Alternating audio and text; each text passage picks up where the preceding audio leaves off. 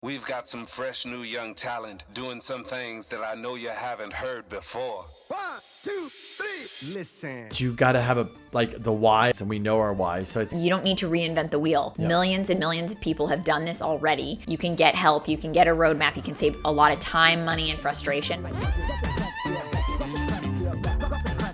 Welcome to the Value Add Podcast with K&K. Hey everybody, Value Add with K&K. Crystal and Kenny here. Just want to say thank you so much for the support, for listening, the comments, everything. Keep it up. We'll keep going as long as we can. And if you like what you're listening to, like what you're watching, tell your friends about it, leave us a review, maybe even give us 5 stars. We love those. That's how we can grow and continue to bring you guys value and spread the word. Thanks, guys. Hey everyone, welcome back to another episode of the Value Add Podcast with K&K. Today we have Casey Leblanc here. He is the owner of New Venture Escrow. Thanks, Casey, for coming on. Hey, thanks for having me. What's up, Casey? Hey, how are you doing? Good, how are you? Good. So tell us, we just want to dive right into it. We were kind of looking at what you've done in your career. You've done some work at escrow. You're in the mortgage industry too? A long time ago, yeah. Okay. Tell us kind of how you ended up here owning an escrow company, which is like not the easiest thing to, I mean, we're in the industry. You're like, that's something like, wow. I don't think anybody grows up saying like, I want to own an escrow company when I get older. Because they probably don't even know what escrow really is yeah, when you're growing up. It's interesting. So I was in the lending space and bought an escrow company and then looked at the entire landscape of the industry and said, why isn't anyone, it's such an important part of a transaction, why isn't anyone paying attention to the escrow business, looking at it as a business? A lot of people are service providers. Then they go in and say, hey, I can run a business just by myself. So they take an escrow officer, they make them the business owner. So there's very few true business owners in the escrow space. So from that, I looked at it and said, this is what I want to spend my time doing. I want to make an impact in an industry, and escrow is kind of what I landed on. Cool. How did you even get to the point of purchasing an escrow company? Like, how did that whole thing go down? Like, you're in the mortgage space and you're like, this opportunity, was it just an opportunity that kind of came up for you? No, you actually, a lot of times you have to make opportunities happen. And so we were generating a lot of business, so we could direct a lot of escrow. We were working with different providers and we wanted to streamline the process. It was a broken process. Even still today, even though I'm in the industry, it's still a broken process, a process that's a work. There's a lot of work to be done to make it what it should be. So as such, I looked at it and said, I want to control the entire experience for the consumer. We can generate enough business. So I just started cold calling people that owned companies in town. Everybody told me no. So I decided that's not a great way to buy a business. What I'm going to do is start with taking them out to lunch. Mm-hmm. So I started with just saying, hey, can I take you out to lunch? I want to understand the escrow space. I had to dangle 500 transactions in front of them to get them to go on these meetings. And so I took them to lunch, talked about my business, talked about how they could potentially be a provider, and then migrated the conversation into, would you entertain acquisition? Everybody says no at first, and then so you kind of have to work it from there. They go home, they think about it, some things pop up, and they're like, maybe. Is that kind of what happened for you? It was. They said no at first, and then I got about a week and a half later, I got a call saying, well, maybe. What were you thinking about and with terms? Because really, anyone who owns a business, there's always a number. I tell everyone's business is for sale always. Yes. Because and their home. Yes, and their home. That's right. That's exactly right. Yeah. At a certain number, you're like, you have to entertain it, or kind of be negligence on your part for your family's security and so forth. So anyways, it's about just taking opportunities, or actually not even taking opportunities, making opportunities. Yeah. It's interesting because I agree with you with escrow. We know Jason Scally, you know him well, and it's the same thing as like you're either like you've got these big companies that are doing it. We were just talking about before, and nobody's just putting any like they're just letting it run as is.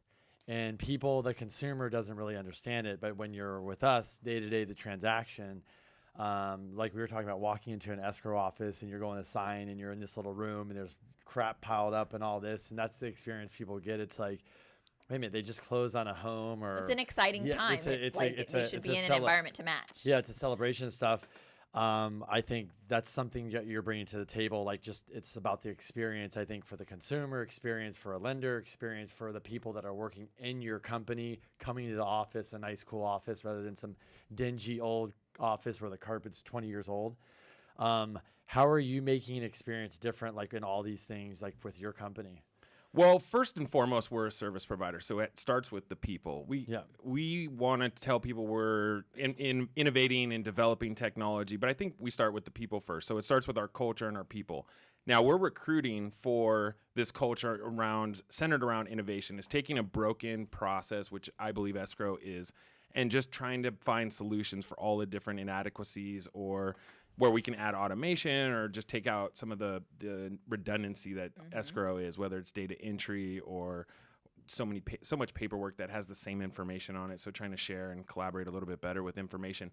So what we did is we didn't want to forget about the people part of our business, but we also wanted to layer on technology. So technology is really where we make a difference, where we can go up against 10 escrow companies, and we'll be the only one who's actually, we have a budget for technology every year, and it's a big one. It's what we started with, and it's what we're going to continue to do as we grow the business. So simple things, right? It's like we're the glue in a transaction. We're going to work with the lenders. We're going to work with all the agents. We're going to work with all the consumers.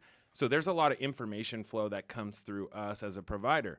Well, as a good escrow provider, we want to be transparent on what we've done, what's next. So we want to keep people abreast as to what's happening, what's next, educate them through the process. It's an interesting business because our client is the real estate agent, but the consumer is actually the one that pays for the escrow fee. Yeah. So we don't want to just do everything for the real estate agent and not give any value to the consumer, and vice versa. So we're trying to create value product for both. And so that's what we've really tried to do through technology. So electronic signature, mobile app, and technology that's going to give up information on a more proactive way. Because what was happening is 10 years ago or 12, it's almost been 15, but when I started getting into escrow, we would get the same calls over and over and over from consumers and agents like, hey, did you get your deposit in?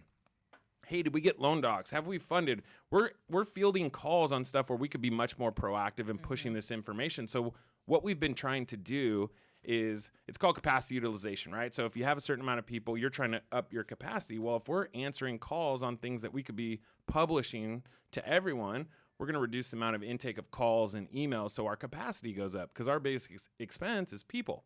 So if we can do more capacity with the same amount of people, we're going to have a more profitable company. So that's what we do. It's a better experience for the agent and consumer. It's going to be more profitable on our end, but it's a lot of work. It's hard to develop and innovate. It's costly. It takes a lot of time. Yeah.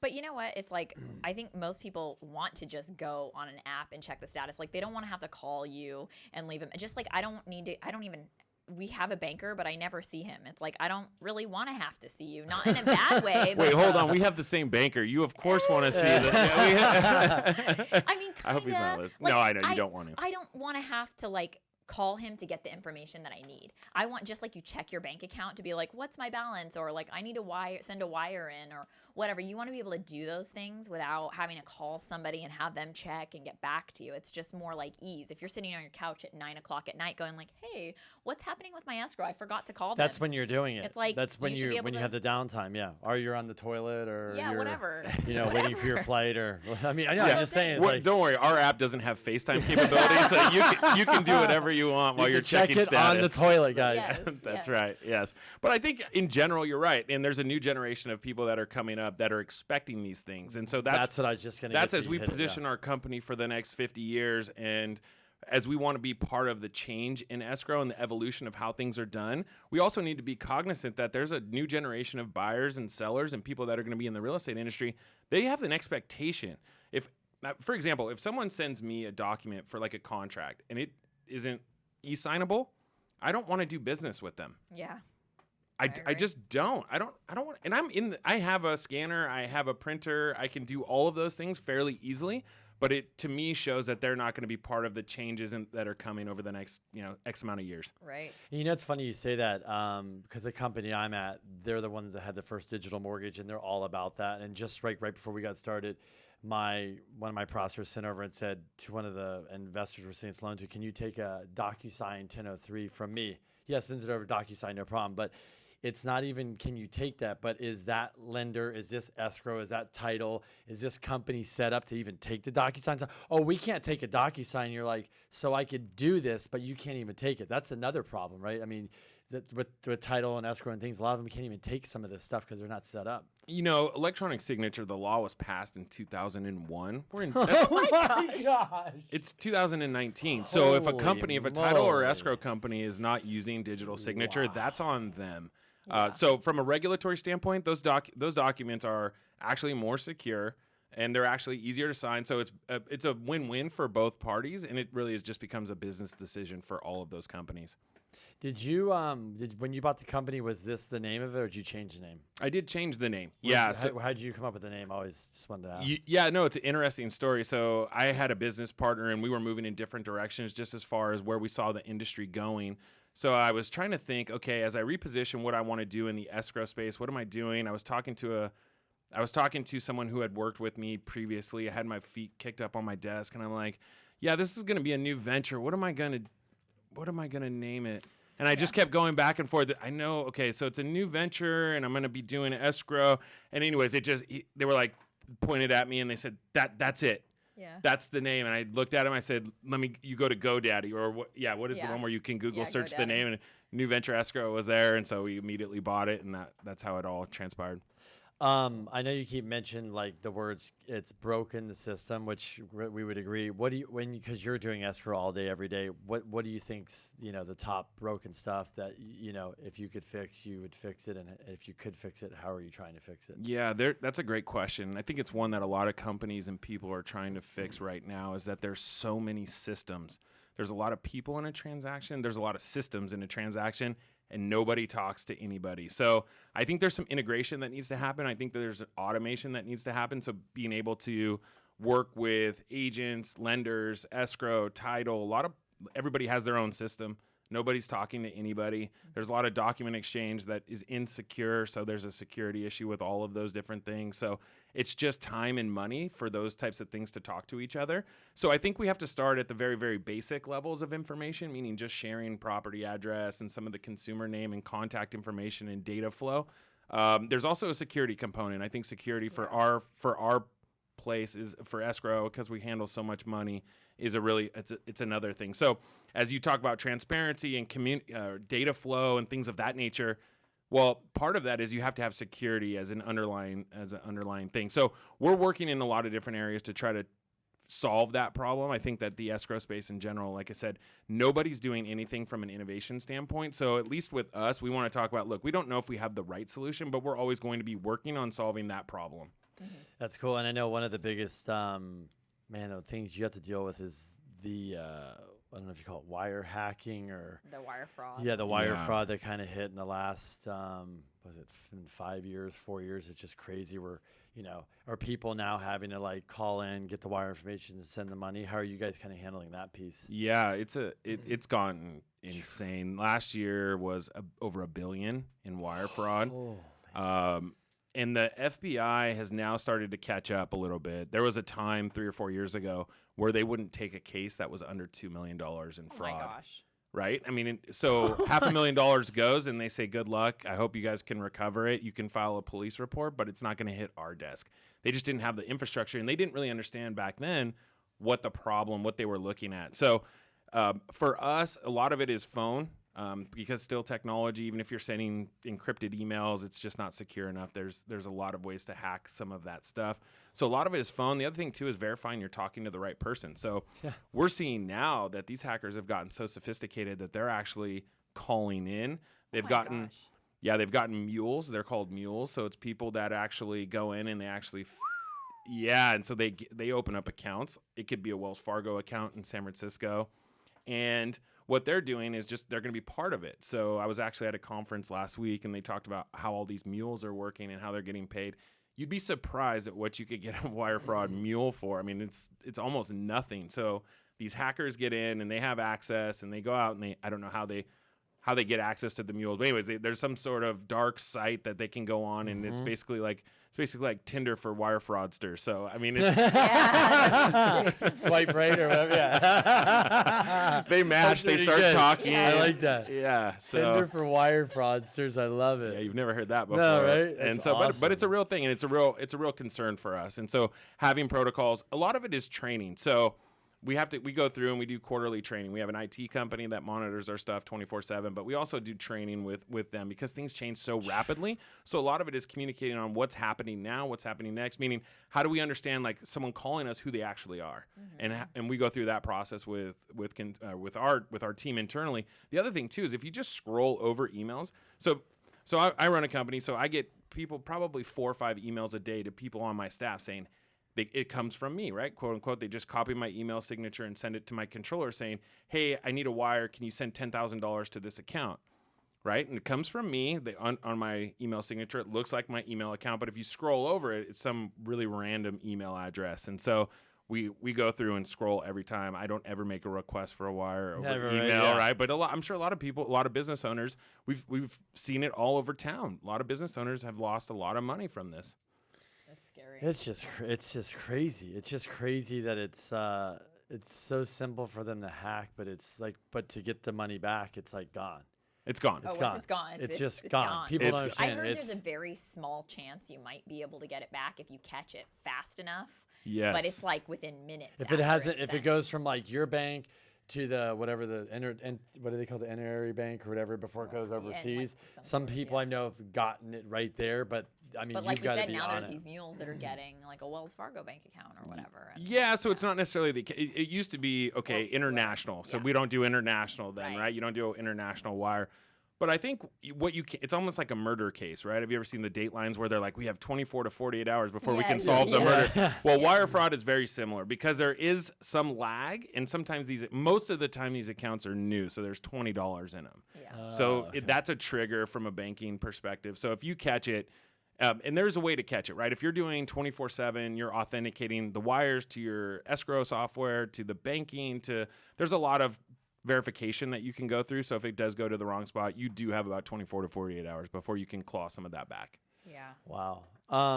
So how are you guys, when you go out there, you're obviously doing marketing stuff. How are you guys marketing yourselves of how you're bringing value, how you're separating yourself from other escrow companies? Yeah. So to be in the escrow business, we all have to have good service. So you mentioned, you guys are friends with other escrow companies. You've probably met with a lot of them in town being in the business for a long time.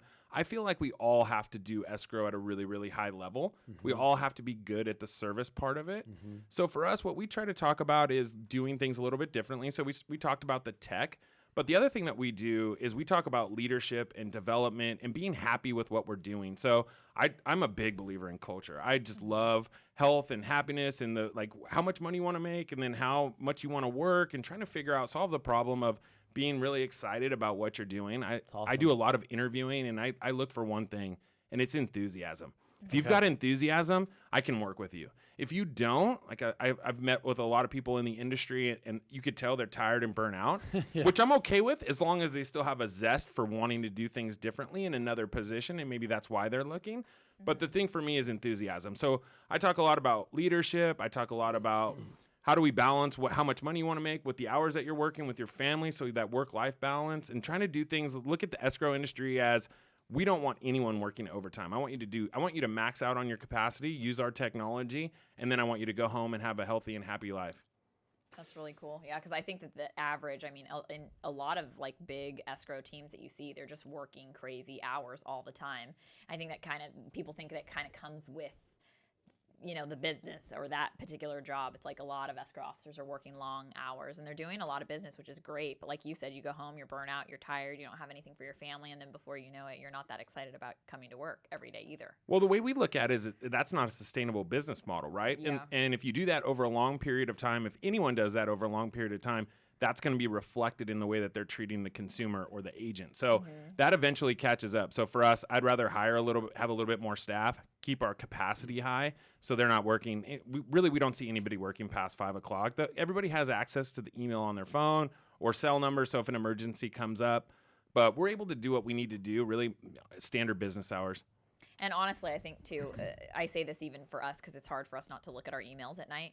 But sometimes I say to Kenny, what does it really matter if I respond right now, or is it the same as if I responded tomorrow at 8 a.m. or whatever? It's not. What are you going to do between these hours that you can't do? Well, can you tell me where you guys landed on that as a married couple? How do you guys handle that?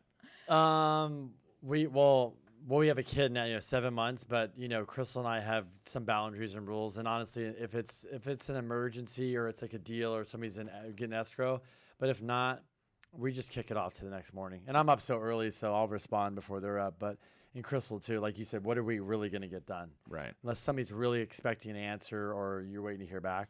And I think we've gotten to the point too, because when I was younger, I actually had some clients that got upset with me for going on vacation or things like that. And now it's kind of like, well, I guess if you're going to be upset about that we probably aren't a good fit.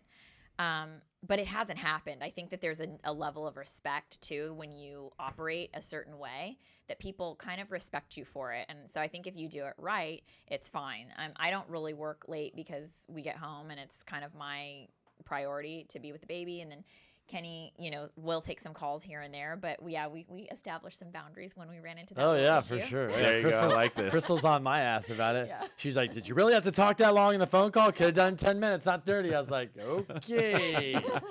Now I'm like, "Hey, I got 10 minutes. If that's it, I got to go over and call you in the morning." Bye. It's like, so that's just kind of how. But you deal with it, Yep. It's absolutely part of this business. You were talking about leadership and stuff. When somebody meets you, I think they can gravitate. You're a positive, happy, go lucky guy. And obviously you're the leader, you're the boss. So that's going to drip down to the rest of everybody else.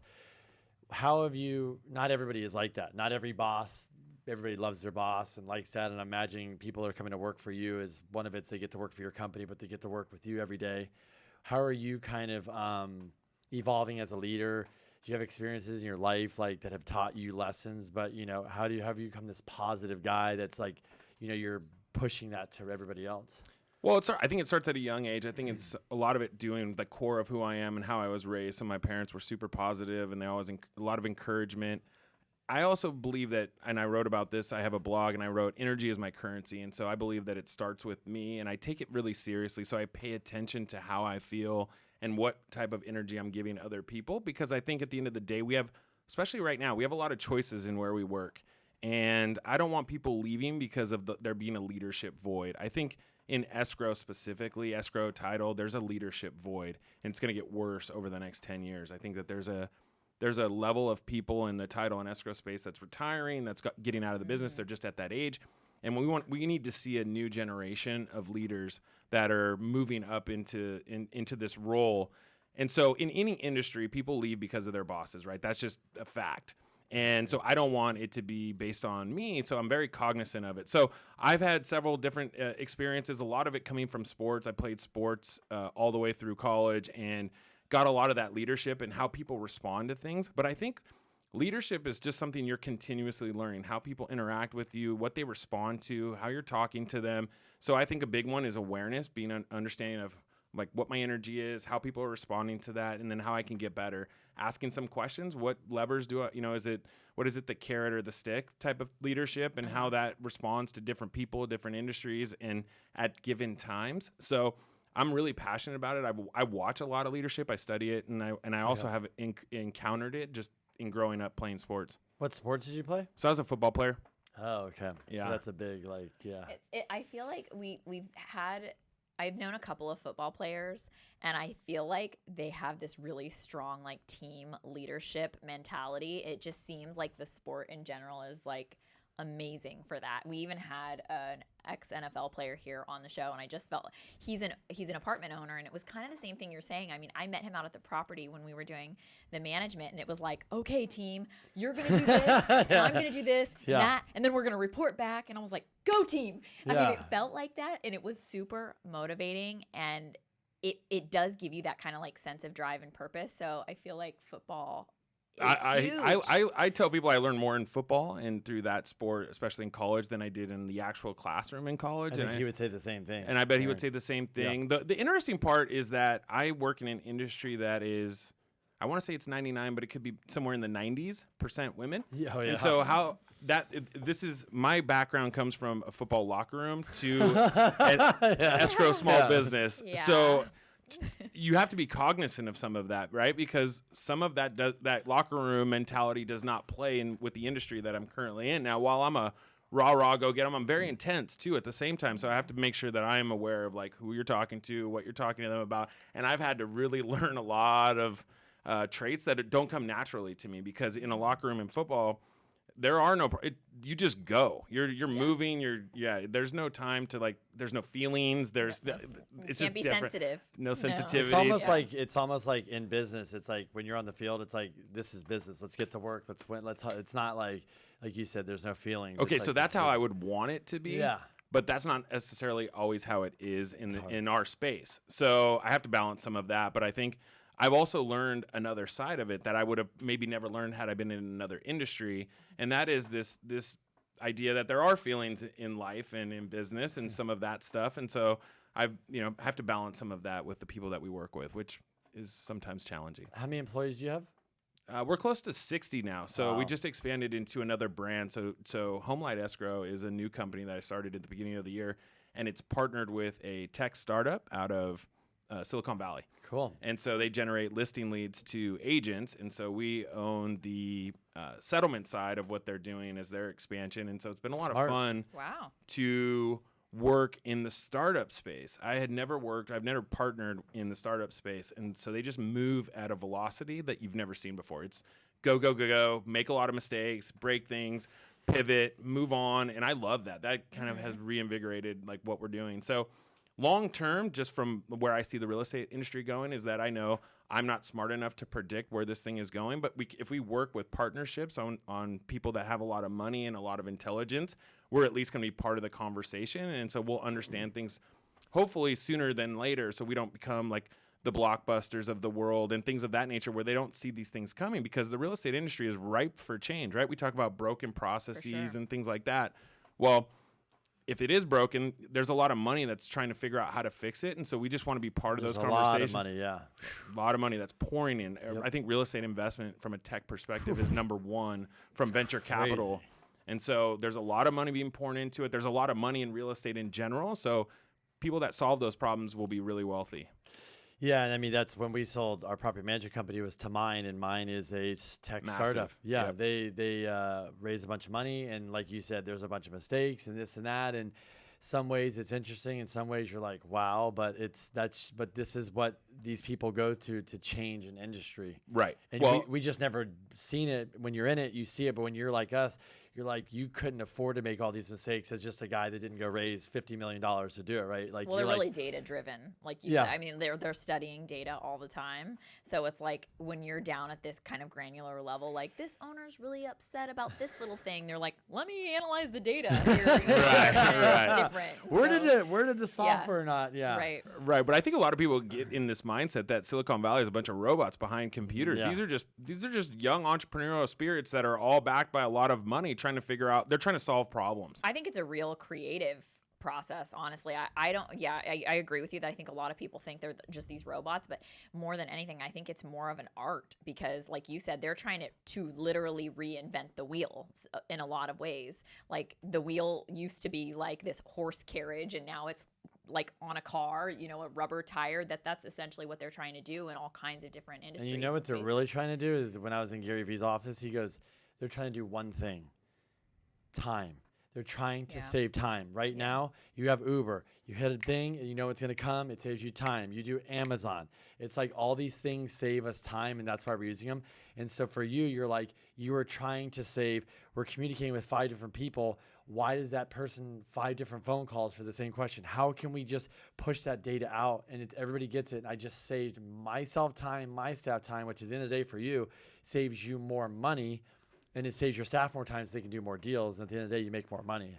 And I think that's really what tech is trying to do in all these industries. You couldn't be more right. I think they're trying to save time and also give a seller wants security, right? They all say they want the best price, but there's a contingency period that I think that a lot of people are looking at, saying, do we need contingencies? Can't some of those things be done up front? I think people are trying to eliminate that idea of time and then balancing that with security of knowing that this is the buyer. They're going to be able to execute. We want to do that in the shortest, easiest amount of time. So those are some of the things that I see coming from a real estate perspective, because it doesn't take 30 days to do a deal. That's what we've all accepted forever, but it shouldn't take 30 days to do anything. So anyways, I think there's a lot of things that are coming from a tech perspective that are going to save us time. And we're at a point in the industry where it's an inflection point. There's a lot of money being poured in. Some are going to win and some are going to lose. And so I think it's important as we look at it, and we are in the space of who is going to win or lose, and how are we going to be part of that process, and whether it's through development or through partnering with companies that are developing. Those are all strategic decisions that we're all making or should be making or thinking about it at the very minimum. And that's one of the things in my industry I'm not seeing enough of. I went to the California Escrow Institute last weekend, and there's, I would say, 500 people in a room, and the speaker got up and said, how many people have been in the industry for 40 years? And I looked around, 40. 40 was the number. 40? And I'm not kidding you. It had to be over 75% of the room raised their hand. Oh my gosh. I mean, what's the you take an average loan officer, real estate agent, probably escrow officer. The average is probably has a 6 in front of it or a 5, and that's an upper 5. 55 to probably 65. That's what you're looking at. Yes. And like you said, that was what I was going to go to next. Is the person that we're working towards is not that person. The person that we're all building this technology, and what I was going to next about the marketing stuff is the kid that's 20 years old to 35. That's going to be the biggest buyer. And from 2023 to 2023 to 2035, that's when prediction is from economists the millennials are going to be at their spending max. Yeah, I think that's you're right. when they're going to be Inheriting. They're going to be not inheriting money. They're going to be out of, they came out, like, think about it. These kids came out of the college in the recession. Mm-hmm. They're like, yeah, I couldn't get a job. Right. I got to live at home, and everything got kicked back. And so now what's happening is people are like, why are they moving out of their houses? They only move out of their house for one reason. They're probably getting, like right now, they don't care about having a place. They're like, okay, I got married. I'm going to move my house. And then they're renting. Why do I know what to buy? Because my wife's pregnant. So this all is happening. But in that time period, that's what I'm looking at. We're building the marketing. That's the next we're going to conversation is it's not even about technology. It's also how you're marketing your business too. Right. And that some of these title and escrows, they don't even market their business. They're just trying to go out and, hey, I have a rep and I'm going to knock on everybody's door and I'm going to do business. But why not start marketing to where maybe a consumer can see you online, that somebody can just find you online through educational stuff, right? Okay, so this is going to drive you nuts. I don't mean to interrupt, No, but and last year's, not this year, so I already told you about the demographic that I was working with at the Escrow Institute, but last year they did a sales and marketing piece for how you sell escrow business. And I looked over at my banker, and they were the screen that came up was, you have to build a website. This was 2018. 40% of the room. Hey guys, you'll start building the websites over there. 40% of the room did not have a website. Wow. 40%. 40% didn't have a website.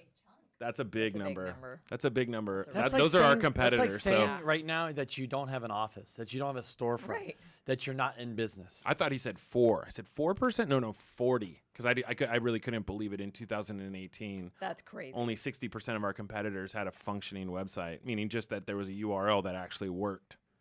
And it's funny because if you talk to a millennial buyer, they won't even tell you, or somebody, they'll research you. Yes. Because sometimes you don't think they are. And then sometimes I get comments like, oh, yeah, I looked at this and that. And I'm like, what? Like, yeah, I checked you out. You're like, and they like dive in. They'll like bring up stuff. You're like, oh, like I had I'll be somebody. on the phone with people too, like new clients, and they'll say like, oh, is that you in the videos? I'm like, Google? Yes. Yeah, that's me. Right. No, so but now you're so like, right they're not going to tell you, but they're looking. And if just like you said, if you're going to send me a contract and I can't DocuSign it, we're not aligned. We're not going to do business. If they cannot find a website, they don't trust you. Right. It's negligence. No, 100%. Yeah. And you're right. As you go into, well, how are you marketing your company and how are you growing your business? What worked 5 years ago isn't as effective today as it was 5 years ago. Mm-hmm. So how fast things are changing, if you're not if you're not thinking about it strategically and differently and every single day evaluating what's working and what's not, I don't believe that you're going to be relevant in 5 years. I told a lady last weekend, I said, look, don't be mad at me. Yeah. I'm not the one who doesn't have a website and who doesn't do marketing. I'm telling you, if you don't do this, you're out of business. Yeah. So if it doesn't matter to you, then keep doing what you're doing. But it's a real thing, and a lot of people, especially in our space, title and escrow, the industry in general, they've always done it the same way. It's like you said, hire a bunch of reps. When you need more sales, hire more reps. Mm-hmm. When you need more sales, hire more reps. And they just keep hiring, and there's very little processes or procedures around it, and everybody's doing the same thing. So what happens to real estate agents when they put a listing on MLS? all of those reps, we all see the same data. Yeah. That's when they get the 482 emails of, hey, and that's what everybody does. Congratulations on your new listing. Congratulations. Yeah, Yes. yeah. Then Yeah. How many of those do you actually get Oh as a real my estate gosh, agent? it's like So many. So many. So anyways, for us, it's how do we get further up the funnel is when what we want to do is be top of mind when an agent is going on a listing presentation. So before they're actually listing those properties, that's where we want to be an asset from a sales and marketing perspective. We also want to be an asset to the consumer because there is FSBO business. There are people that are actually shopping for services.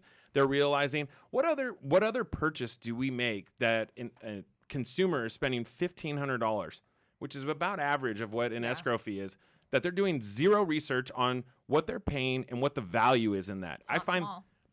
I don't think anybody's or not. what is the fee? Like, what is in the the- fee? What's yeah. like, oh, escrow is this. Well, what are you getting? Like, is it like, is that normal? Am I getting ripped off? Or Exactly. like, Do some price comparison and then also look at it from the standpoint of what value are you getting, Yeah. right? So with anything, it's not what you pay, it's what value you're getting for Right. what you've paid. 100%. So those are the things that from a consumer standpoint, we think is a must. And we want you to look at the different escrow companies in San Diego. We want if we're not the best fit, then we want to lose that deal and figure out how we can be better. Absolutely. And I think that's what real business is all about. Competition's healthy. Competition is healthy, and that's why I sit up and our sales team is like, don't tell anyone what we're doing. No, tell everybody. Them doing other stuff, doing stuff that's going to push us is good for the industry. So I don't worry about what others are or are not going to do. I worry about what we're doing and why we're doing it. Those are the things that are important to And me. the sad part is how often, I mean, you give all this information out. This is like the thing that you hear a lot of influencers talking about. I'll give you all the information. I'll How give you many- the script. Yeah. How many people are going to go do it? 0. 5%. Yeah. 0. Well, in our industry, 0. Yeah. Yeah. Not even 5. So it's funny. We're in the room with Gary Vee, and everybody thinks, what's the secret? What's the secret? So I asked him, and I gave him my whole story, and I said, so what do you think I should do? It's probably on video. And he says, just give it all away. What do you mean? He goes, everything that you know in real estate, just tell everybody. And then he just shuts up, and a guy in the back of the room, because everywhere he goes, he has his team, and the guy's in the laptop, and he's like, guys, Gary's been telling you guys everything he knows for the last 5 years. And 5% of the people are maybe going to do it. 95% of them take the notes and all this shit, and a week later, they're back to their normal life. They're not going to do shit about it. And honestly, that's why it's like you just said it. Tell everything you're doing, because that means a consumer looks at you, you're like, wow, they're transparent, they're open. And really a lot of it too is are they feeling connected with you too? Like, like when people research you, and that's why people go with why would you have videos now? It's like somebody can go and watch 20 videos and they'll call you, like you said, they're like, I feel like I know you. I feel like I'm connected to you. That's why when we do the podcast, we have, like we're telling you, people finding me, there's a connection here. We're having conversations. It's real. We're not hiding behind an office and this. And it's funny because when we were talking about the marketing a minute ago, like all these offices with all these reps, they have a marketing person that maybe does flyers for them. Yeah, they create these cool flyers. That's all they do. Right. I mean, that person should be fired. It's like that's their marketing department. Right. What other kind of stuff are you guys doing too for marketing? I know we were talking about events and things like. What else are you kind of doing in the community of real estate, whether it's with agents, lenders, or just general public? Yeah, so we do stuff with social media. We're promoting our stuff. We are trying to do content to educate. We do have marketing people. So the difference between us and another escrow company is that we're actually marketing New Venture Escrow. So what a typical escrow company will do is they market for the agents, which is borderline illegal, but there's a gray area to it. So we tell our agents that if we were going to market for a real estate agent or as a real estate agent, we would go be real estate people. So what we're doing, what we're doing is actually marketing to the escrow community, but also to the consumer to try to educate them on what the differences are between Northern and Southern California, what the price structures are, what value truly is in an escrow provider, and then different stuff. So, which is that I'm part of the process with marketing, meaning talking about leadership, health and well-being, talking about energy, talking about the people part of our business. So we know that people is an important part of a service provider. And so we're going to talk about the people part of it because there's a relationship that goes on between your escrow provider and the consumer and the agent. Really, our sales team they're matchmakers, right? They're matching personalities with agents and our escrow team internally. So we want to have really good people. We want them to be healthy and happy. We want them to be productive. Those are all things that we're going to talk about. And again, a lot of it too is, especially with marketing, is try stuff and test it. try stuff and test it. What do the agents respond to? Max, my marketing guy, is sitting over there. He is responsible for some of the blogs, and he did a blog on staging tips. And when he wrote it, I said, nobody's going to read this. It performs the best because, and the only reason, Good job, Max. and the only reason we know that is because we're tracking everything. Is a smart guy told me one time, if you can't measure it, you can't manage it, and it's so true. You have to watch every single. The data points are what is the difference between business today and business 30 years ago. Is that there's so many more data points for us to be looking at. So you don't have to be smart. You just have to watch it, and if you know what you're watching, and then you can adjust accordingly. And that's when you boom, go in. Yep. Pivot, try stuff. If it works, then you put gas on that fire. Exactly. And if not, then you pull back and try something else. Now, you have to be careful because sometimes it doesn't fire up right away. You can't write a blog and say, okay, this didn't really respond well. I didn't get any deals from it. So now I'm not going to write any more blogs. You guys are in the marketing space. We're all here because we care and we're trying new things. So anyways, that's what we're doing. And I think that's what we're doing a little bit different. It's funny you mentioned that because I should say the majority of people ask me, oh, so you guys are doing a podcast and you're doing this. So are you guys like making money off of it? And I'm like, well, it's kind of hard to just measure that. I mean, it's like a long game. You can't say, like you said, we did one podcast and I didn't get one deal. So like, let's quit the podcast. That doesn't work. Or you can't even do 10 or 20. It's not really, it's more, again, like you said, branding and recognition and all those things. And a lot of people have a hard time grasping that kind of larger purpose of just being known and being relevant and how that's going to play out for you in the future. Like it goes to time and money, right? It takes a lot of time, takes a commitment, and most people are not willing to put some of those things forward. And the interesting thing, I tell people, like, this podcast, it's out there forever. Like, it's forever. So somebody's going to watch it a few years from now. They might call us, maybe not. These videos, they're out there like 2, 3, 4, 5. They're forever. They're out there.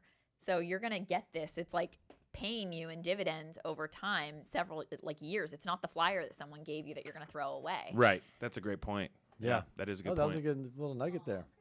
Oh, nugget. I really like that. Yes. Why do you guys think, I mean, kind of like with all this up here, why do you think you're having success and growing? Because, I mean, let's be honest, some escrow companies are not. They're struggling. They're losing employees. Whether that's to retirement or to companies like you where they're like, they're getting yanked on and it's this, it's a completely different experience. But why do you think you're having success now and what's going to continue to build on that success? Well, we're really excited. Again, it goes to the data point. So we are looking at what our percentage of the volume in San Diego is specifically. We're trying to be number one in our market. We're trying to have a market share that is, anyways, my goal is 10%. I want one out of every 10 contracts I want to come to New Venture. Right now we're about 8%, so Nice. we're close. But Pretty close. But actually what's most exciting about what we're doing is that industry volume for San Diego County is down, I think 10% for the year, and we're up almost 20%. So Nice. Wow. what I didn't want to be was a product of market volume. Again, we're in an industry where it's still hyper local, but we wanted to do things differently so we could be different than just the market dynamics. I think what is making us successful is that there's a little bit more momentum. So when you first start a business, nobody knows your name, nobody knows the people, nobody knows what you're doing. So the more that we can get out and tell the story and tell about what's important to us and what we're trying to accomplish, I feel like agents are really buying into that they want to be part of this process too, and they want to work with providers that are really doing dynamic things. So it's not just about your product, it's about an entire company and about a process, about your people, all of those things. We want to be dynamic. We want to be a value add to them, again, which is perfect for the podcast. That's a little plug right there. Yeah. But I think it's really important is that we don't want to go sell escrow.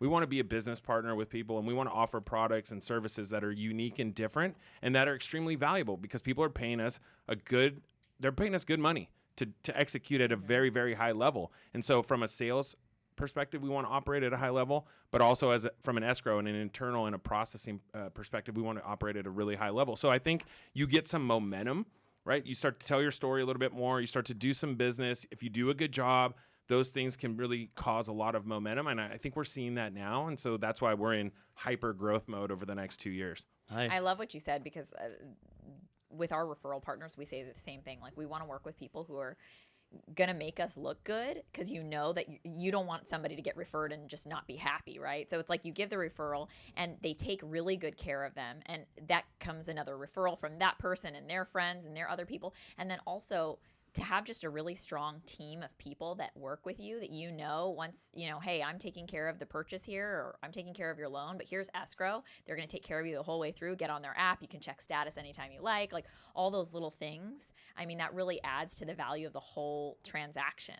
I mean, it's different than some of these escrows. I mean, we've had problems too where you can't get a call back, or it takes them 2-3 days to get back to you, or they're not responsive. Those little things are just little frustration points. And like you said, it is kind of funny. I never really thought about what you said is like, if somebody's paying $1,500 for an escrow, that's a good amount of money. It's Right. like, wow. I mean, for that, people would do research and they would expect a certain level of service. And I think that it's easy for people to get away from that and forget if you're in that. And every just day think and about working like and grinding, you forget. Yeah, and think about what you can buy for $1,500. Right.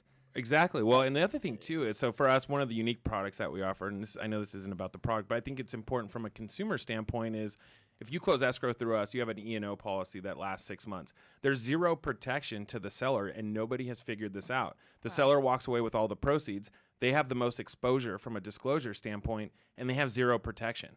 This is not like, hey, my microwave broke. This is like, I have a cracked slab and I didn't know about it and I didn't disclose it. That buyer's not going to be happy. Yeah. These are lawsuits that are happening all of the time. So we negotiated an exclusive. It's not offered anywhere else. It's to protect the seller, because again, we want to offer value to agents, but also add value to consumers. I think that the consumer part of it gets lost a little bit.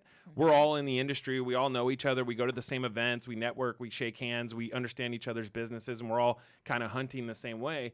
For us, from a title and escrow perspective, we still have to remember that there's a consumer that's involved with this who's doing a deal once every 10 years. They have no idea that there's a risk and exposure that they have, that they're walking away with $500,000 in proceeds. That money is not yours until you execute, and then you still have some liability from a disclosure standpoint. So anyways, there's a lot of things where people are just not understanding. They're not understanding all of the things. There's no research being done. It's just like, well, whoever my agent, sent me to, we want to be, that's why we want people to be educated. We want to know, what are you getting for the $1,500 fee that you're paying? And also, that's probably just not on a lot of people's radars. But I mean, as active owners, I can tell you those things do come up. I mean, it comes up more often than you would think. Right. Well, you don't need insurance until you need insurance. Right. Like you think we have a client that used to say insurance is a scam, and then a couple years later, Tell the guy that's he had a few painting his building and lawsuits, fell and I off was like, his. how about that insurance? Right. Pretty important. I've had it for 20 years, never had a claim. I'm like, you should be thankful you haven't had a claim. And, Right. Yeah. No, that's I mean, that's honestly that's a valid point. That's like, a lot of people are doing one transaction every 5 years, 10 years. If you're an active real estate investor, you could be doing, 5 transactions a year. But if you're like us, you're doing, hundreds and thousands of transactions. So you see and you're thinking differently, and you're in it every day. Yeah, that was a kind of a good point. What's probably one thing, like one little nugget or something you can give like audience who's listening, like something about escrow that we probably don't know, would maybe be surprised to know, or something that we should know? Yeah, that's a great question. What I think happens is that people only answer questions that they get asked, and that we need to understand as professionals, whether you're dealing with your lender, whether you're dealing with your real estate company or your escrow provider, we want to know everything. So if there is something that's going on, we want to know about it. A lot of people will just up and travel and take a vacation and not tell anyone, right? And so there's just a lot of things. Like this is a transaction that's typically taking 30 days. We all need to be working together to execute on the contract that has been signed. And so I think being open and honest in some of that regard, and working with your providers instead of just answering the little questions. And again, some of that is that everything that's going on with your life, and that we're just trying to ask the questions to get to that answer. And so we're trying to understand the people and the process. Again, how do you like to interact? Do you like email? Do you like phone? Are you, or do you have any travel plans? How do you want your proceeds? Do you want it wired? Do you want? There's a lot of customization. And again, we try to ask the questions, but people have life, and everybody's life's a little bit different. Everybody likes things a little bit differently. So as an escrow provider, we're just trying to ask the questions, but they're from a consumer standpoint or an agent standpoint. It's kind of like dating, right? You're just kind of feeling each other out, and there's a lot of dating going on in escrow, right? We're trying to figure out all agents, all lenders, all other providers, whether it's home warranty. Anyway, there's a lot of people in the transaction. And so being open and honest with us as far as how you like things to be done and what you guys actually need helps us to be able to execute at a high level. So moving off a little topic, you seem like you would have this. Do you have a morning routine? I do. Because you can't wake up, I don't know, you could wake up this positive, but sometimes there's preparation to enter the day. And Well, I do. I get excited. I'm excited just by nature, I think. I don't know if like 100%. Okay. Gotta be, yeah. Okay, so You that's gotta be. coming across. Yeah, oh, 100%. Okay, good. Yeah, no, just I by love by nature, I feel like I get up pretty fired up. I get up about 5 or 5:30 every day. I like to stretch early, and I like to drink water early. But I don't just go straight to the. I'm actually not a morning gym person, so I don't get right up and just go. I actually feel like, and I've done testing on this. So one of the things that I do, just from a personal standpoint, is I test all the time. I don't know if you guys are familiar with Tim Ferriss. Yeah. Okay, so Tim Ferriss is big on. Is his book up there? Oh, there you go. Yeah, Tribe of Mentors. That's awesome. But what he's doing is just trying and testing and always figuring out what's good for him. I'm the same way. So I want to figure out what's my optimal amount of sleep time. What are the things that I eat that give me the best response from an energy perspective? So I'm constantly. So I was married years ago, and I used to have a sleep monitor. So I would wear. I'd wear a mouth guard to keep my teeth straight. I'd wear a heart monitor. And I had something that went on my forehead to. Is that the reason I'm divorced right now? Is that terrible? He's like, what's going on there? Did you know this? So I would get a sleep score every night. So my sleep score would come up, and then I started competing with myself on the sleep score. So I started to care more about what my sleep score was than anything. Yeah. Anyways, that's another story That's for another awesome. time. That's awesome. But so monitoring my sleep, monitoring my intake. Again, I'm kind of going off on a tangent. No, I You're like it, talking though. about No, I appreciate my it. morning routine, but it starts early. I do stretching right away. So I get on the foam roller, and then I drink water right away. And then I'm pretty typical. I jump in the shower, then I drink a glass of coffee, a cup of coffee, and then I get on the road. I get to work. I want to be the first one to work. Okay. As frequently as possible. I wear a suit every day. I know. Except for I noticed Fridays, that. which today is Friday, just for those who are listening on a different time. But on Friday or Monday through Thursday, I wear a suit. And again, it's not because I'm trying to portray something. It's, for me, that gets me in the mental state of mind of I'm going to work. I'm going to be a professional at what I do, and I care. Those are the things that I want. I'm going to kick some ass. Yep. I'm going to kick some ass. And for me, it's important to get in the mental mind state. So I equate it to sports. And how did I get ready for a game is the same way I want to get ready every single day because I take it that seriously. So that's kind of my routine. I have found that 4 o'clock in the afternoon is my optimal time to work out. Okay. So it's in the late afternoon. So I have to schedule, and I do this every Sunday, is I schedule my week out. I want to time block and be really effective on my calendar. So I am scheduling 100% of my workouts every single week because health is really an important part. That fuels the energy part of me and my business. And so I take it really seriously. So paying attention, being aware, testing everything, whether it's sleep or fuel or eating or any of those things. And then also what times that I work out that's most effective for me. Some people are like, I want to work out at 5 o'clock in the morning. Some people are 10 o'clock at night and everywhere in between. For me, that's just what works. So then what's like your it. night routine? How do you prepare?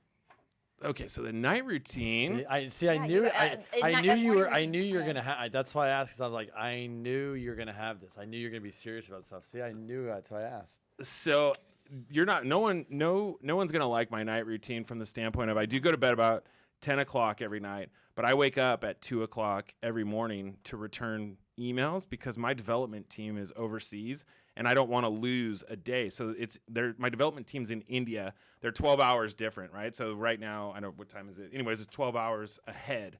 So if I sleep until 5, it's already 5 p.m. there. I've missed a day. So I need to answer their questions every single morning, especially when we're in development or like a big project. It's every morning, 2 o'clock. So I've gotten in the routine of waking up for 30 minutes, returning a couple of emails. Now, the other question is are you making good decisions at 2 o'clock in the morning? That's awesome. I don't know. At this point, I would say I'm in a routine, though, and I've gotten used to it. It's actually kind of been fun to do. Oh, I bet. And, so, yeah, 2 You o'clock go in the right back to sleep? Go right back. I can go right to sleep.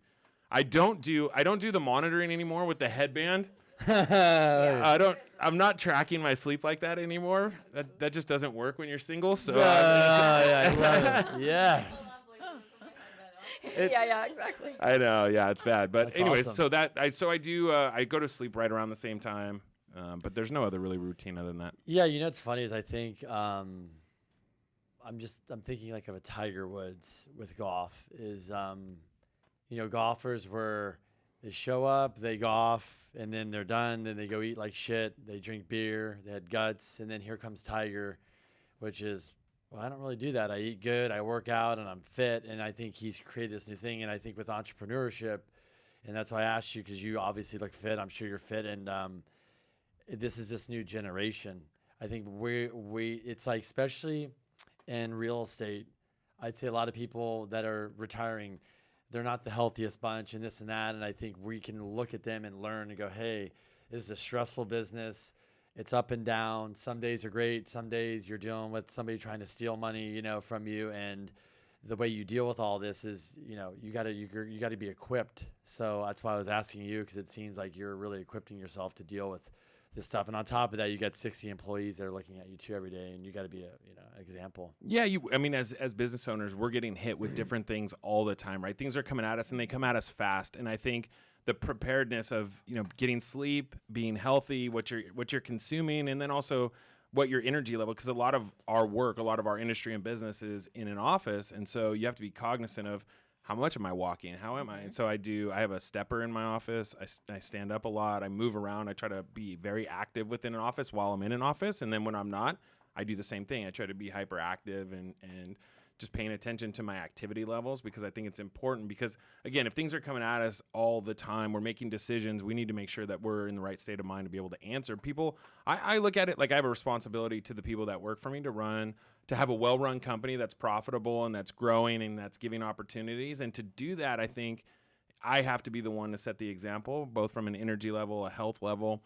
So I have to practice what I preach those are the things that I think build culture. And I think those are the things that are really important. So I want to make sure that I'm leading the way on some of that stuff. I think people put something on a billboard or in the break room like, hey, this is our culture, and yet they're not healthy, or hey, we want to do this or that. And a lot of it is just metrics, but they don't care about how they get there. So I don't want to cut corners. I want to make sure that we're encompassing a lot of different things. So we add value. So if someone is making a decision on where they want to work in escrow, they would give us at least an opportunity to talk to them, because that we're doing something different and we care about them as a person. Those are things that are important to me. Awesome. Thanks for sharing. One of the things too is when we were at when was our event in Savita? You came to the event. Opportunity Zone. Yep. You're talking about, which is a passion for us, is real estate investing. So I kind of want to ask you about that. Yeah. When did you get started in that, and what are you up to these days in that? Yeah, so when I want to work with CPAs that do investment. I want to work with lenders that have investment. I want to work. So if I'm in escrow, I need to be very active in real estate, whether it's residential or commercial.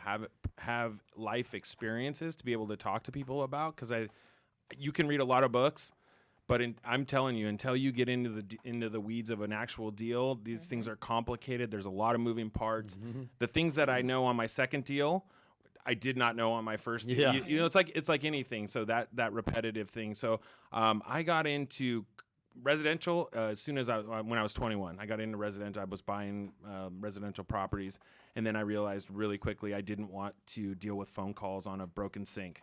That was just not. That was not going to be my life. So I quickly flipped those and made a little bit of money. Then I held off, tried to play the market a little bit, which I don't really recommend. But then I got into commercial because I didn't want to go through the ups and downs of residential, and I didn't want to take phone calls. So commercial and cash flow, those were really important to me. So then if properties did cash flow, I could outsource the management of it, and they would be able to handle those phone calls. Yes. So then I'm running a business, which is really where my strength was looking at a balance sheet and a P&L and how to run that and how to grow that. And so those things were where I started.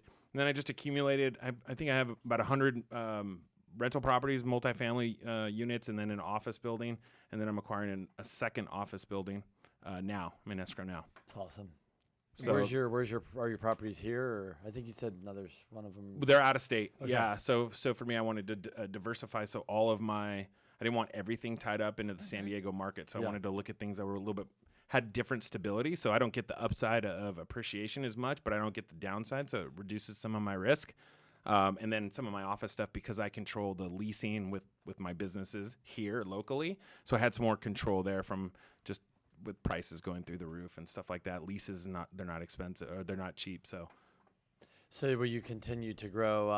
If you buy an office, will you continue to buy multifamily, or is that something you love, or how's that work? Is that performing well, or? Yeah, they're performing really well. It's been everything comes down to your management team. Yeah. Right. As you guys know, Yeah. you're in the 100%. property management space and have done that for a number of years. And there's some good ones, but a lot of bad ones. Yeah. That's absolutely true. And I tell my clients all the time that your property management company can either make your life so easy or like total hell. Yeah. So, and that for me has always been like, for us, all of our stuff is in San Diego. I feel like I know my own backyard really well, and that if I was going to invest out of state, it would have to be something bigger, because I'm like, I don't really want to go to Texas to visit my apartment building. Well, it could be worse. You could have to go to Oklahoma like I do. Yeah. Hey, I grew up in Oklahoma. Did you? actually. Yeah. Okay, just kidding. He's like, wait, This it's got great. I really love it. awkward. This got really He's awkward. like, no, it's a Okay. great state. Never did you think anybody would say that? No, Yeah, never. yeah. What are the odds of that just Yeah. happening? Seriously, I thought the odds were 0, but clearly they weren't. That's Or are you awesome. being honest? I'm being Yeah, so yeah, honest. yeah. I grew up Mitch, in too. Collinsville, Oklahoma. It's a small suburb of Tulsa. Okay. I mean, most of my properties are in Edmond. Okay. Okay. Yeah, I know Edmond. I'm no, selling one actually if you're There you go. interested. We're trying to do. I I'm trying to- left, and I don't plan on going back. Okay, yeah. That's awesome. But it's interesting that you say that. I would be curious just to know kind of like how you did your market analysis to decide where to invest, just because I think that's been one of the things for us is like we've toyed with the idea, but and a lot of clients come to us and ask us too, because especially right now when the market's really where a lot of people think is that it's at its peak, and they're starting to say, hey, like now They're we're looking chasing at yield. We call Arizona it. Yeah. or New Mexico or these places, and I feel like that's a really scary thing because every deal looks great compared to here. Mhm. So, Yeah. So I looked at it from the standpoint of what the economy was doing, what the Yes. growth rates were, and then I looked at a trailing 20 years on what real estate has done from a Smart. multifamily perspective. So I wanted to find a growth area that had real stability. I looked at price per door because then you can create what your cap rate is going to be, what your cash on cash is going to be. So I didn't know anything about commercial lending. I just knew I didn't want to answer the phone of a tenant telling me their sink was broke. So it started from that, answering hey, my sink is broke. Can you send a handyman? And then scheduling it and all the nonsense that so much work just to schedule. just so much Yeah. work. And I was Yeah. like, okay, I start from I want to invest. I need to find areas in which I can grow my my net worth and those things. So I knew I needed to invest. I needed to figure it out. And it just really came from not wanting to answer those phone calls to get into, okay, now you have to go do the work to figure out what is next and how to make these decisions. And so you go to, okay, what are you doing at night? Are you going home at night and are you watching television for 4 hours, or are you reading books, listening to Love it. podcasts? Yeah. And are you asking a lot of questions? So for me, when I was younger, I would never do this. I didn't want people to think I didn't know, so I wouldn't ask the questions. Then I got older and I'm like, that's a stupid way to live. Like, ask as many. There truly isn't a dumb question, and you ask a lot of questions, you'll get a lot of really good information, because you have to ask a lot of people, because not everybody knows. So I read a lot of books, and then I started interviewing different areas. So I narrowed it down to 5 different cities and states. Then I started figuring out who's going to be my broker. I wanted to put the team around me together that was going to Smart. be able to execute at a high level. Found Oklahoma, settled on that, then just interviewed a bunch of people, flew out there a couple times. I was actually in Oklahoma in 2008. I didn't buy my first property until 2011. Wow. So it took 3 years. And it wasn't going to be, I'm just going to go because I know I need to invest in something. That was not what I wanted to do. And so we were really strategic on the first one, because the first one needs to be, you've got to be really, really careful on the first one, because if you don't have the experience, a lot of things are going to come at you that you're not familiar with. So you have to be able to have there has to be a little wiggle room. And I think, like you said, getting that team, because that's what I feel like I see so often with people who are investing out of state, is that, you're the outsider coming in, and they're going to like throw Especially in California. Yeah, and they're going to throw that deal at you that all their best clients didn't want, and like nobody in the state wants. Absolutely. And you're going to be hopefully their sucker.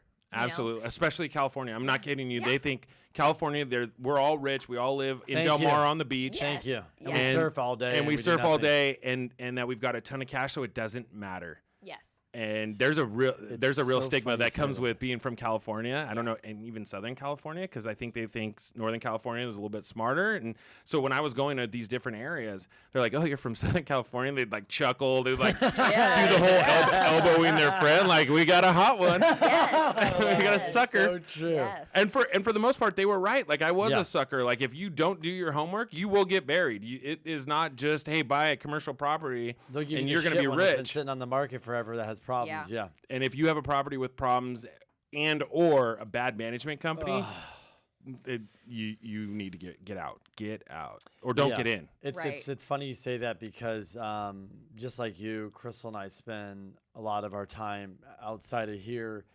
fitness and family, but a lot of it's learning, and we're not watching TV, and that's why people like this, and that's what we tell people like, oh, how do you do this? It's like, it's called work. It's called when you go home, you don't watch Netflix, it's this and that, and I'm like, it's called sacrifice and work, but that's how you get ahead. But so I listen to a lot of podcasts, and it's, a lot of people are getting out of this market, so they're trading and going to Texas, Oklahoma, or Vegas, and that's what they're saying is everybody brokers like, oh, it's California money, and it's this mentality where, Yep. oh, we're gonna get them on a deal, and because you're in a 1031, you got to place the debt. So that's cool that. Yeah, because what's funny is we do hear a lot about when Mitch goes there, but Oklahoma, I do hear investors going there and a lot of stuff going on. There's millennials are going there too. That's the downtown. I think affordability and jobs and Yeah, that's why it's Texas actually is a good fine. market. I mean, Yeah. I know I had joked about it, which Yeah. Hey, I like which it. I will never do There's again. nothing bad about it. No, it's like I love Oklahoma. It's a little bit different. It's obviously a lot different than California, Yeah. but there is, from a real estate perspective, there's some upside there. And again, there has been. It's a growing market and economy, which I think is important when you're looking at commercials, because people have to be able to afford the places that you're going to be renting out and the stability of it. So, but again, you get a 2-bedroom at one of my properties, you're looking at $800. So there's quite a difference in. That's amazing. But you're going. But I paid there- $40,000 for the door, so you Yeah. can Right. still make it work. Yeah. Yeah, and you're going there for more too, probably of a cash flow model for you. You're like, I can come here and get appreciation in California, and then there it's definitely cash flow, so it's here. Because, if you play the market here right, especially if you bought 8, 9, 10, 11, 12 here, I mean. And honestly, when you just said I make $800, but I paid $40,000 for the door, it's so we had a really large client that came here to invest, and his goal was if I could make about like 10. So if it was like, let's say I paid $100 a door, if I could get an average of about $1,000 a unit, then I'm making some pretty good money. So just looking at that from a cash flow perspective, that would have been like you saying, if I make 400, you're making 800. Which gives you an idea of what kind of cash flow or like a return on your investment that you're getting. It's not uncommon in Oklahoma to see a 10 cap on a good property and then a 25% cash on cash. Yeah. And if you don't know what that is, then you shouldn't be investing in commercial, right? Those are some very, very fundamental things that even a lot of people, when Californians go out to other states, they don't understand what those are, what those mean. And that's why California has such a reputation out of state that like these suckers in California just come in. You're right. They sell something, like whether it's their residential property, they're like, I got to put it somewhere. I got a 1031 something into something. And they make bad decisions when they do that. So. Yeah, and I think the bad decision is two things. Number one is the property management we hear could be just kill you. Like a lot of people have problems with management. And the second thing is people go in and buy an area because they didn't do the research. And then when they're ready to sell the property, it could take years. Yeah. Because they're used to this market where now you put it on and the thing's gone. You're like, oh, and they go there. They're like, holy smoke. So it's not just chasing yield. It's like go somewhere where at least you can make cash flow, but if you got to get out, you can still sell in a reasonable time. You might have or at least just know what you're looking at. Yeah, like you said, just you have to do your research and know. Because honestly, if somebody's telling me I can get like a 10% return on my money or a 25% cash on cash, that's like, I mean, you just don't hear about that happening in Southern California for sure. No, it's impossible. Nobody would ever sell. So at if that you number. do know what that is, you're like, maybe I should go look at Oklahoma. Yeah, no, totally. So I always like to ask, because your side of the industry, you're seeing transactions. Or sometimes we're talking to escrow and they're like, yeah, we saw a bunch of last year. We saw transactions and we see them coming off the market. And obviously, right now, we all know the market's definitely a little different than it was 5 months ago, 6 months ago. What are you seeing in the market? What are you kind of feeling, and what are you kind of seeing on the horizon? Yeah, well, spring and summer are always going to be the big months, right? So we saw almost hockey stick growth, January, February, which are always relatively slow, but then March, April, we just saw hockey stick level growth. We had our biggest month we've ever had in April, and from the time. Awesome. So we are seeing that kind of momentum, that domino effect kind of catch up. So I think we'll see a really, really healthy economy, kind of not crazy appreciation, but it's more of a traditional market where buyers and sellers can negotiate a little bit, which I think that kind of stimulates growth in transaction volume, because buyers are going to think they got a good deal, sellers are going to think it's okay. So it's a little bit of negotiation back and forth. We're seeing inventory pick up, so we're seeing that there's a lot more on the market. Buyers have options, buyers are qualifying, the economy is good. So I think it's as healthy as an industry. Even though transaction volume's down a little bit, I think it's really a healthy spot that we're in. And I still think if you look globally over California, San Diego is the best big market in California from a value perspective. So it's always a great time to buy. I mean, selling right now it's a good time to sell. You can either flip it, go to another house. I mean, there's a lot you can do in real estate, and I think people are interested in exploring those opportunities right now. Yeah, I mean, San Diego, we had Alan Nevin on the show. You know him? Yeah, I know Alan. So he was on, and I don't know when that's going to release, but it was a good podcast. And he's just like in love with San Diego. But, we have the four walls we call here Mexico, water, mountains, and Pendleton. And, I still tell people I think San Diego is such a bargain still. And people go, that's crazy. I'm like, no, this is like, it's just an amazing place to live. I mean, you're here, we're here. But the value of what you get, even some of the places on the water and certain places are not crazy expensive. You go to LA, Bay Area, Santa Barbara, all that, it's insane. It's insane. Yeah. And I think rates too are helping. The rates dropped a little bit. It's amazing how. But there's a lot of buyers I think a lot of buyers, they were sitting on the sideline, or all of a sudden I'm seeing a move. They're making decisions. They're feeling confident. They're seeing maybe a little dip in value. But it wasn't a dip. It was more a pullback and this over appreciation. And people are just like, now's the time to go. You're right. I think we got the perfect storm happening where it's the time of year that people do a lot with real estate. We see a little bit of drop in interest rates, that prices have they're not continuously skyrocketing out of control. Boom. Seller expectation has come down a little bit. There's been some pricing adjustments, and now we're just seeing all of that come to a head right now in the spring, which is great, right? That's good for all of us. I think it's healthy for buyers and sellers. So I think if you get a good deal, there's good deals to be had out there from a lending perspective, and also from a real estate perspective if you negotiate well. I agree. I think a lot of people say to us all the time, like, it's getting really expensive. I'm like, what are you comparing that to exactly? Because, San Diego's continued to appreciate. I mean, that's even when we looked at like the bottom, when we hit like the financial meltdown, it was like real estate prices went down. We're like far surpassing before that. Even like our boom prices we're way beyond that now. So it's like, it feels expensive today, but 5 years from now, 10 years from now, it's going to seem like a deal again. Again, you're going to be saying, gosh, the market's really expensive. A condo expensive. never sold last boom. A condo, all the new development never sold for $1 million in Mission Valley. Now where you're in Sevita, where that's where we live. People are regularly buying 1, them 2, for $1 million+. 1, 2. You're like, Nobody would have ever said millions in Mission Valley. Never. No. Now, yes. I mean, Right. Apex is selling for 1.4 for a house. There's no. I mean, so this is what you're seeing. And so I think people realize, like the smartest people I know, they're like, one piece of advice I'll leave you with. The big real estate guys are like, just know your market cycles, and look at them. I mean, but now, like you said, I do agree with the perfect storm. What do you think you see changing in the future in the next, I know 2-3 years in escrow? So I think that cash buyers, iBuyers, is a big thing for all of us in the industry to pay attention to. So if you're a consumer and you want to sell your home, it used to be if you got a cash buyer, you're going to take a 30% haircut, right? So if your home was worth $1 million, you were going to get $700,000 to walk away in 5 days.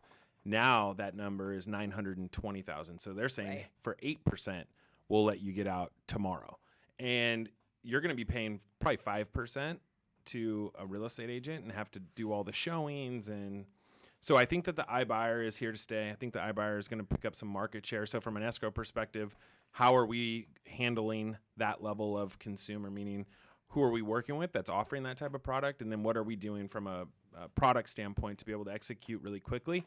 So those are things that we're thinking about. And I think that from a real estate perspective, I think that technology is moving there. There's big money in real estate funding and technology. And I think some of it is going towards this iBuyer concept, where a lot of times people thought, if I do an iBuyer, I'm going to have to take a big haircut, but it is quick and easy. Now it's not as much of a haircut. And so you're actually seeing that that's going to be, I think it's a trend to stay. Cool.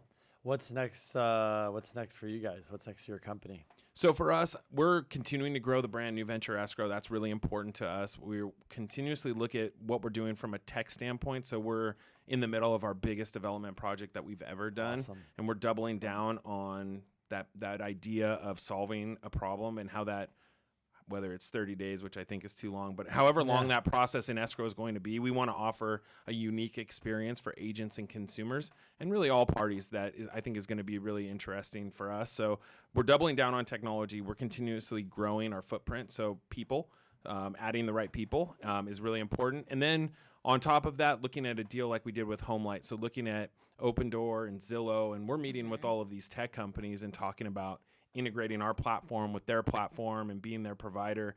And so what that does is it just puts us at the table with really smart people that are trying to influence how a real estate transaction is going to happen over the next 10 years. And so for us, that's important for us to be positioned with those type of people so we understand what they're working on or what they're working towards so we can make sure that our product fits with where the industry is going. So smart because you're leveraging too their data. I mean, they're doing all this analysis. Oh my gosh. I mean, it's huge. And some of the development too, right? They have engineers on staff. Yeah, they have a lot of engineers on staff. So if they want to solve a problem, they tell an engineer, hey, stop what you're doing, go work on this. Some of that is just IP for me. It's intellectual property for us and what we're doing. So while we're just a regional player at New Venture Escrow, right? We're just trying to dominate the San Diego market right now and be number one. Well, they're looking at it on a global, national level. So we're able to extract a lot of different information on how business is done, what's working in other places, what's not working. And then we're talking about shaping the industry in different ways that nobody else is really doing. So for us, again, that just goes to asking the questions, figuring out what they're doing, where they're positioning their companies, what they're focused on, and what problems they're trying to solve, and then how we can grow with them, and also making sure that New Venture is going to be at the center of it from the tech standpoint. That's what got us in the door with a lot of these companies, and making sure that our product mix fits with what they're trying to do. That's awesome. Yeah, it's funny. Doug, the CEO of mine, when he always speaks, he says, I mean, I know it's been years now, but he said probably over the last 3 to 4 years, 90% of the data that all these companies were all compiled in the last 4 years. Yes. So agreed. he says if you take Zillow, for example, and you take Zillow and go back 5 years from now before, they would value your house. But what they did in the last 5 years is they went and hired 500,000 data engineers, and all they do is grab data. So when you look at Zillow now and you price out your home, it says this, but if you go to the bottom and all of a sudden I tell people, you see this red stuff, it says, if you had a new kitchen, if you had this, it would bump up your value of your house. And I said, where do you think they get that? So they're taking every home that sells and they go, what's in this home? And they just grab all the data and throw it in there. And so we're getting crazy data. And one of the things was interesting you said is you guys are always trying to move, and there might be a goal that's maybe it's impossible. You're like, I'm going to keep striving for it.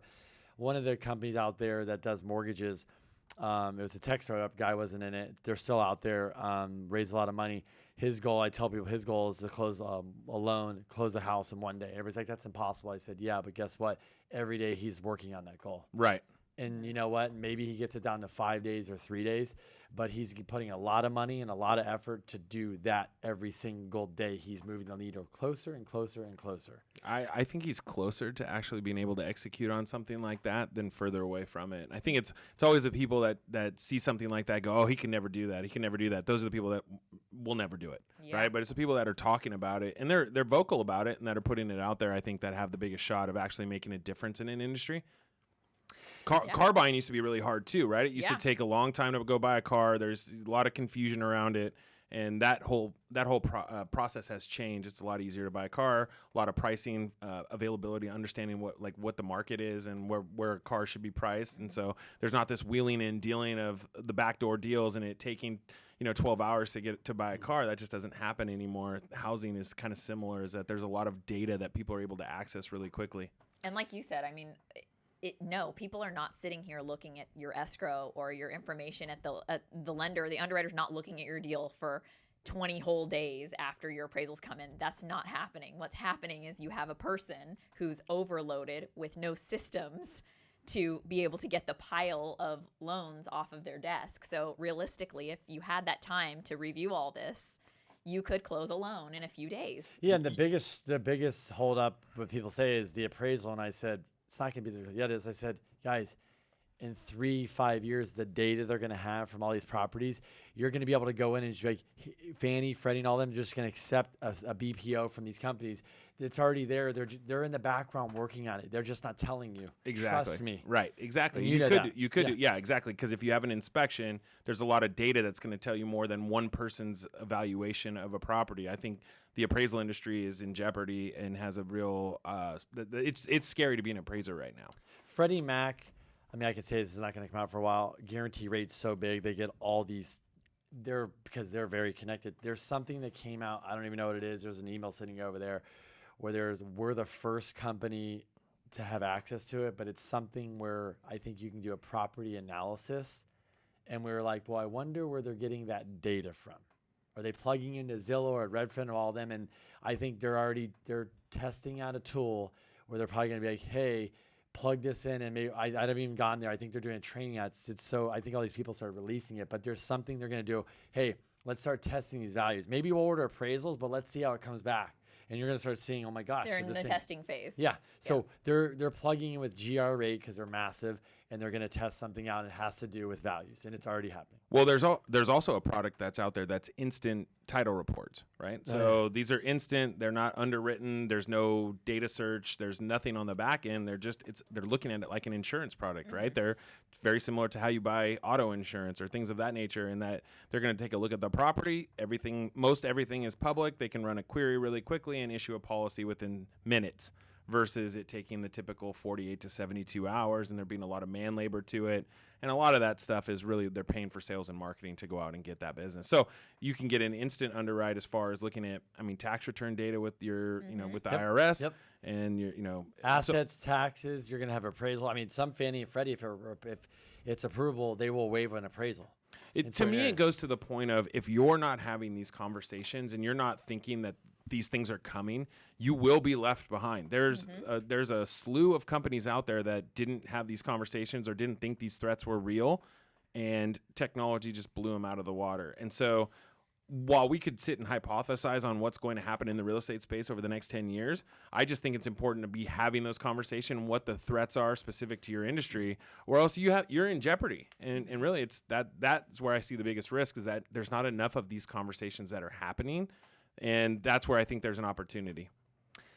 Well, Casey, thanks for coming in today. I Yeah, appreciate the time. That was a great conversation. I think a lot of dialogue. I think people will get some nuggets.